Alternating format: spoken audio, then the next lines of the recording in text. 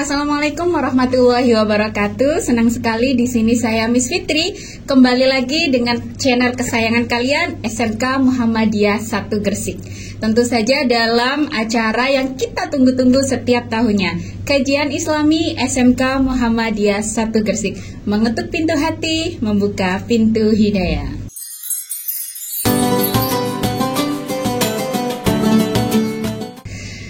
Baik, untuk episode pertama ini di Ramadan di tahun ini itu agak beda ya. Ini tuh biasanya kita kan memanggil ustadz yang benar-benar sudah jam terbangnya tinggi, sudah sepuh seperti itu ya. Nah, ini tuh jam terbangnya tinggi guys, tapi dari pemuda ya.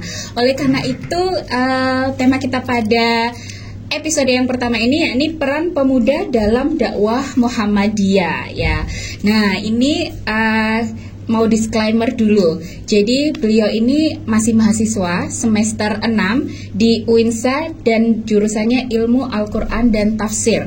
Beliau juga imam di beberapa masjid Muhammadiyah dan sudah masuk rekaman di Amar TV juga. Beliau juga sekarang content creator ya dan juga pebisnis. Nah, keren sekali bukan? Masih umur 22 tapi sudah banyak sekali kegiatannya yang positif. Semoga bisa menginspiring kalian semua ya. Langsung saja kita sapa dulu bintang tamu kita pada episode yang pertama ini, Ustadz Adi Amar Haikal Hussein seperti itu. Assalamualaikum Ustadz. Waalaikumsalam warahmatullahi wabarakatuh. Ya, gimana kabarnya Ustadz? Alhamdulillah baik. Oke. Ini sedang libur kuliah Tad? Sekarang ini sedang magang. Oh magang ya. Jadi ada waktu luang ya tadi ya. Baik.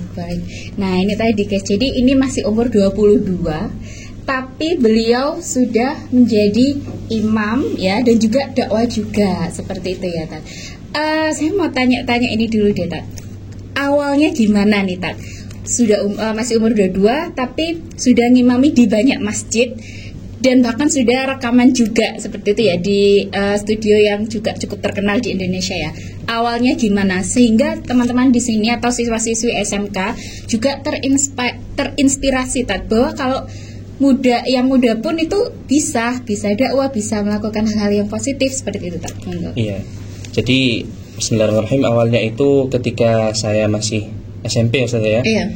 Jadi habis saya ini kita agak santai gitu ya. Boleh, gitu ya, lebih santai. Jadi habis saya itu kalau misalkan ketika perjalanan jauh, intinya perjalanan dekat, selalu nyetel murotal Ustaz ya. Gitu.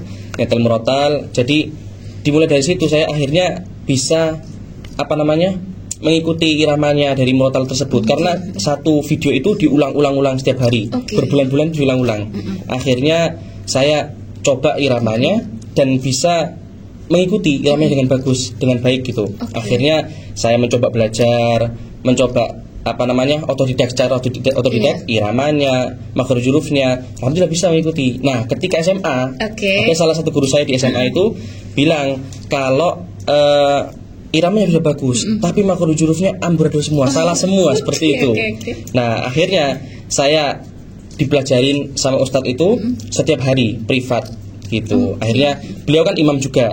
Nah, di banyak masjid, jadi saya diajak. Pertama kali itu diajak salah satu masjid di Gresik itu. Begitu. Wow, berarti bukan tanpa kendala ya, Tat ya? Betul, enggak. Pasti ada kendalanya gitu. Dan butuh perjuangan juga Mas ya katanya. Kalau gitu langsung aja nih Tat.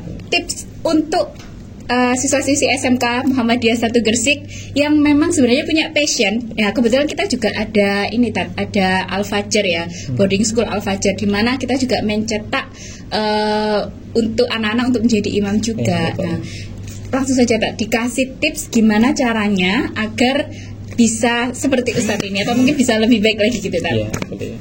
Jadi kalau misalkan tips-tips yang saya rasakan sendiri Ustaz ya. Dari ketika SMA, ketika selesai SMA kan saya tidak langsung kuliah Ustaz. Jadi saya ambil pondok dulu di Pondok Hidayatullah Batu. Alhamdulillah itu juga dapat beasiswa dari Petro untuk selama 1 tahun untuk mengikuti program tahfidz 30 juz. Nah, pertanyaannya kan yang pertama, kok bisa saya itu bisa semangat untuk menghafal Quran sebanyak selama 1 tahun itu programnya saya alhamdulillah bisa menghafal Quran itu selama 4 bulan 30 juz. Oh, Masya Allah. Itu karena apa? Nah, karena beberapa motivasi yang Ustadz saya itu kasih. Nah, pertama, kalau misalkan ya anak muda zaman sekarang ini kan pasti dunianya tuh TikTok, iya benar, game dan yang lain-lain, apalagi laki-laki game ya. Kalau perempuan drakor biasanya gitu.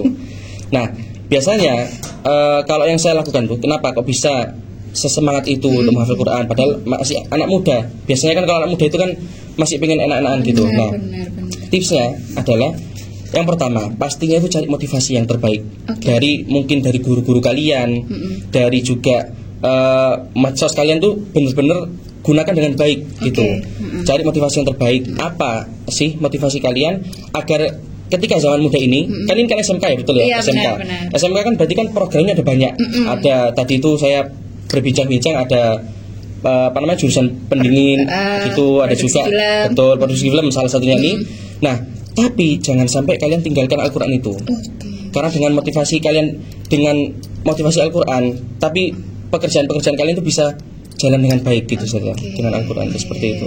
Jadi sebenarnya bukan malah meninggalkan dunia. Betul, ya, tidak. Al-Qur'an itu mendukung semua aspek dalam dunia. Jadi nggak harus misalkan harus jadi ustadz. Contohnya, kalau kalian kenal ini ada qori terkenal namanya Muzammil Hasbullah. Nah, Muzammil Hasbullah itu kan qori murotal internasional. Tetapi ternyata jurusannya kuliah di ITB, jurusannya betul. Nah, jadi tidak menutup jalan buat kalian untuk bisa dekat dengan Al-Quran. Gak harus jadi ustadz, tapi bisa dengan pekerjaan-pekerjaan yang lain, dengan jurusan-jurusan yang lain seperti itu. Seperti ustadz ini selain menjadi imam, kegiatannya berbisnis. Betul. Ya, berbisnis. Jadi gak harus jadi ustadz guys ya. Nah, betul. Luar biasa sekali Tat. Nah, itu 1 tahun 30 juz. Alhamdulillah, betul. Iya. Gimana cara hafalnya Tat? Ya, kalau yang di pondok saya itu ya, sistemnya kan memang 24 jam itu hanya Quran saja Ustaz. Jadi hanya Quran dari pagi sampai malam. Akhirnya programnya itu benar-benar Al-Quran saja, nggak ada program yang lain. Jadi hafalannya sehari itu bisa hafal Quran 5 sampai 8 halaman. Gitu. Sehari targetnya itu. Targetnya sehari. Hafal ya, bukan hanya baca kan ini. Betul, hafal. Tapi awal-awal tidak seperti itu saja. Pasti ada training dari ustadz guru-guru. Yaitu yang pertama tadi kan saya bilang motivasi, ya. Yang kedua cari waktu untuk menghafal Quran dengan baik, cari waktu gitu. Luangkan waktu untuk menghafal Quran seperti itu. Alhamdulillah 1 tahun ya. Luar biasa sekali. Terharu ini saya. Soalnya saya yang sudah agak tidak muda lagi juz 30 saja belum hafal semua ya. Oke, baik Tat. Terus gini nih Tat. Ini kan anak SMK ya. Biasanya anak SMK itu mereka tuh lebih kreatif daripada anak SMA. Nah, biasanya itu mereka kebanyakan mikirnya tuh gini Tat. Apaan sih masih muda? Gitu kan.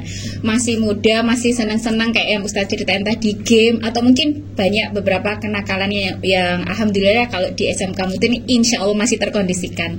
Nah, tapi kayak pemikiran yang aku masih muda, nanti aja lah kalau udah tua fokus ke Al-Quran, fokus ke sholatnya di 5 waktu atau apa. Nah, motivasi seperti itu Tat. Yang gimana sih? Nggak keren, masih muda itu nggak keren jadi alim gitu kan, jadi sealim kayak gitu. Nah, motivasinya apa Tat untuk mereka yang berpikiran seperti itu? Jadi gini, teman saya Ustaz, ada salah satu itu yang masih seumuran saya. Beliau meninggal. Padahal masih umur di saat itu umur 19 tahun.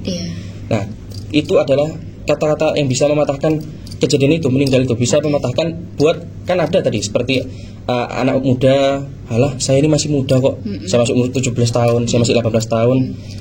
Yang pasti nanti aja lah, kalau saya pengen alimnya itu nanti aja ketika udah tua, seperti itu. Nah, jangan sampai kita itu sebagai anak muda, jangan sampai kita itu berpikiran seperti itu. Karena kalau misalkan saya ya, yang bisa saya buat motivasi dari ketika di pondok lulus SMA itu, ada satu hadis itu saja yang bikin saya itu mulai detik itu benar-benar sungguh-sungguh untuk menjaga Al-Quran ini, insya Allah semoga hingga saya meninggal gitu. Jadi yang bisa saya sampaikan hadisnya ya. Gitu. Jadi Rasulullah SAW bersabda, yuqalu li sahibil Quran iqra wartaqi warattil kama kunta turattil fid dunya fa inna manzilaka 'inda akhir ayatin taqruha. Dikatakan kepada orang yang cinta dengan Al-Quran, orang yang dekat dengan Al-Quran, sahabat Al-Quran, iqra wartaqi, bacalah dan naiklah. Warattil kama kunta turattil fid dunya, dan bertartillah sebagaimana dahulu engkau di dunia bertartil. Fa inna manzilaka 'inda akhir ayatin taqra'uha. Karena sesungguhnya ketinggian derajatmu di surga ini tergantung pada mana ayat engkau dulu baca, ayat yang dimana engkau dulu hafal di dunia. Nah, mulai saat itu saudara, saya ketika dengar itu masih bingung, apa sih maksudnya di sini? Ternyata ketika ada tafsir hadis tersebut bahwa ketika kelak di akhirat itu, ya, orang yang cinta dengan Al-Quran, entah dia itu membaca, rutin membaca, entah dia itu menghafal juga, bahkan mengamalkannya, itu akan ketika semua manusia sudah dihisab oleh Allah masuk surga, yang satu ini masuk neraka. Khusus orang penghafal Quran, orang yang cinta dengan Al-Quran, orang yang dekat dengan Al-Quran itu dipanggil khusus untuk membawa orang tuanya yang naudzubillah ditakdirkan awalnya masuk neraka. Dia bisa membawa orang tuanya, dia bisa membawa kakek neneknya, dia bisa membawa buyut-buyutnya. Bahkan kalau dia punya anak yang masuk neraka, itu juga ditakdirkan bisa diberi syafaat. Jadi Allah itu mengizinkan orang yang dekat Al-Quran itu memberi syafaat untuk anaknya, orang tuanya. Itu untuk bisa masuk surga paling tinggi kalau dia hafal banyak, kalau dia bisa mengamalkan juga. Begitu. Nah, mulai saat itu akhirnya saya berpikir, ya Allah, ya saya pengen lah, saya pengen, jangan nunggu tua, belum tentu saya sampai tua kan gitu kan. Jangan tunggu sampai tua, yang penting mulai sekarang di saat itu saya mantapkan untuk menjaga hafalan Quran ini sampai meninggal seperti itu. Gimana guys, sudah tertampar? Saya sudah. Mari kita perbaiki ya bacaan Al-Qur'annya ya setelah ini. Terus ini nih Tat, untuk membagi waktu Tat ya. Anak muda itu kan banyak hobinya Tat ya. Ada yang hobi main game, ada yang hobi otomotif dan lain sebagainya ya. Nah, untuk membagi antara menjaga hafalan, ibadah, dakwah, dan juga hobi keluarga, teman-teman, itu gimana caranya? Sebelum saya jawab itu, saya ingin tahu ini ya. Kalau kegiatan anak-anak SMK muda ini apa? Jam sekolahnya itu jam berapa aja? Jam sekolahnya itu dari jam 7 jam 7. Setelah itu ada biasanya ada literasi. Kalau nggak literasi itu baca Al-Quran Tat. Kalau nggak itu salat duha. Setelah itu kegiatan pembelajaran. Yang mana kalau SMK ini banyak prakteknya Tat. Jadi kalau jurusan teknik kendaraan ringan misal itu ya di bengkel sama mobil sama sepeda motor. Nanti mereka istirahat jam 10, masuk jam 12 istirahat, kita salat jamaah, pulang jam 13.40 sudah. Betul. Iya. Berarti ini ya, cuman sampai jam 2 gitu ya caranya ya. Benar. Nah, itu berarti lebih bagus karena kalau dulu ya teman-teman saya itu ketika di SMA pulang jam 4 sore. Dari pagi sampai jam 4 sore. Belum lagi langsung imami kan saya. Langsung karena rumah saya kan jauh kan, di Cerme, sekolahnya di PPS seperti itu kan. Nah, akhirnya saya membagi waktunya. Kalau ketika SMA itu saya hafal Qur'annya itu secara otodidak Ustaz. Jadi dengan cara dari YouTube saja mendengarkan. Jadi masih amburadul, masih acak-acakan gitulah membagi waktunya. Nah, ketika saya di pondok, alhamdulillah 24 jam hafal Qur'an. Ketika selesai lulus dengan sekarang kegiatannya kuliah ya. Jadi saya membagi waktunya itu biasanya ketika untuk yang hafalan Quran harus membuka, itu biasanya mau tidur. Betul, mau tidur. Ketika di pondok pun hafalannya justru biasanya kan orang-orang mikir gini, waktu yang terbaik untuk hafal Quran itu adalah habis subuh atau setelah tahajud gitu ya. Kalau saya enggak, sebenarnya kalau saya pribadi setelah subuh itu malah ngantuk biasanya gitu. Jadi saya biasanya mau tidur, seluruh teman-teman saya pondok juga mau tidur, dan alhamdulillah paginya itu bisa hafal. Jadi ini salah satu tips ya teman-teman. Kalau kalian pengen menghafal Quran juz 29 target sekolah apapun itu, coba hafalkan 1 ayat 2 ayat itu mau tidur. Begitu. Mau tidur. Jadi mau tidur. Untuk hobi Tat? Nah, kalau hobinya ini ya, kalau saya kan memang ini Ustaz ya, kan saya di samping menjadi mahasiswa, itu biasanya juga konten kreator. Jadi hobinya itu buat video-video murotal begitu, video dakwah murotal. Jadi ya baginya pun karena waktunya kan saya mahasiswa dari pagi sampai sore, PP Gresik Surabaya kan. Oh, PP ya? PP saya kuliahnya, saya Surabaya Gresik, enggak kos gitu. Jadi saya bagi waktunya itu setelah ngimami Isya sampai rumah. Nah, itu saya murojaah dulu biasanya atau video murotal dulu. Jadi di malam hari saya bahasanya produktifnya gitu. Gitu. Jadi hobinya memang konten kreator, jadi ya video murotal yang biasa saya buat gitu. Ke-distract enggak? Kuliah, hobi anak muda yang banyak kegiatannya dengan harus menjaga hafalan, harus tetap ngimami, ke distract? Pastinya, karena kalau gini, kalau di pondok enak kan, 24 jam Quran, tidak ada gangguan-gangguan yang lain. Benar. Nah, beda kalau misal ketika sekarang menjadi mahasiswa, itu belum lagi tugas mahasiswa, tugas-tugas dari dosen. Belum lagi saya imam PP lagi kan. Belum lagi biasanya itu juga bisnis tadi. Belum lagi juga buat konten video murotal. Nah, pasti ada distractnya, Ustaz. Ada gangguan-gangguan atau kadang itu bingung waktunya. Nah, tapi saya tipsnya itu biasanya saya catat jadwal-jadwalnya itu. Jadi saya catat misalkan ketika jam ini sampai ini harus ini selesai. Ketika jam ini sampai ini harus selesai. Jadi saya catat dari pagi apa kegiatan sehari sampai malam itu, sampai tidur itu gitu. Biar nggak acak-acakan. Biasanya kan penyakit manusia itu kan biasanya nanti ayah gitu. Nanti ayah, akhirnya sampai ketiduran. Nggak ada kerjaan yang dilakukan kan gitu. Pernah bosan nggak, Tat? Dalam apa nih? Dalam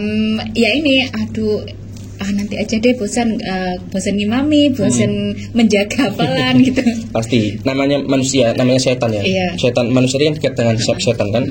Ketika setan itu dia itu melihat salah satu manusia orang itu dia dekat dengan Al-Quran, pasti kan sebagaimana mungkin cara setan itu untuk bisa menarik orang ini, jangan hafalan, nanti aja, kamu sudah tadi selesai kan, jangan dulu kamu udah banyak tugas-tugas lain, selesaikan dulu yang lain, akhirnya hafalan Quran enggak ini.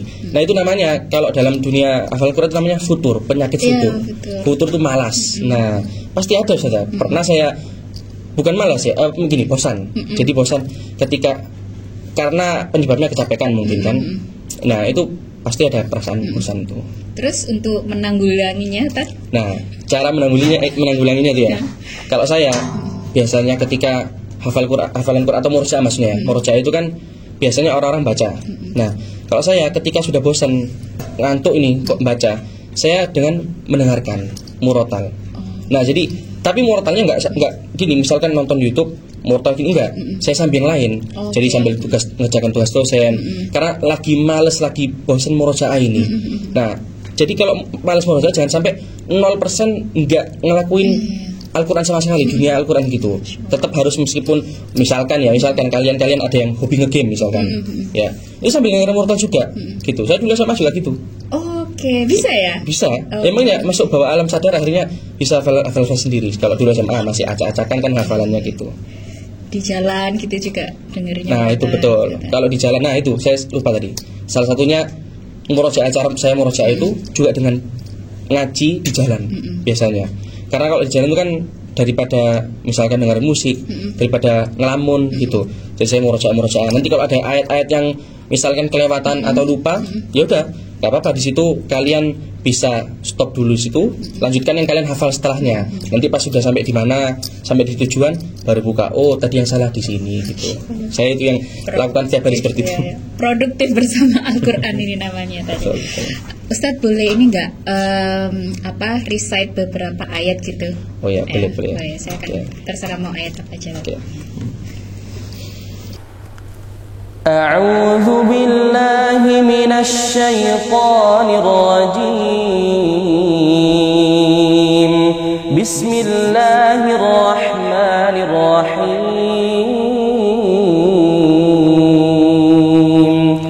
يا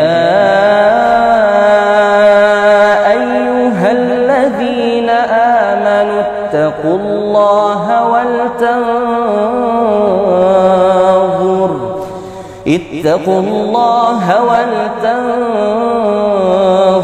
نفس ما قدمت لغد واتقوا الله إن الله خبير بما تعملون ولا تكونوا كالذين نسوا الله فأنساهم أنفسهم أولئك هم الفاسقون لا يستوي أصحاب النار وأصحاب الجنة أصحاب الجنة هم الفائزون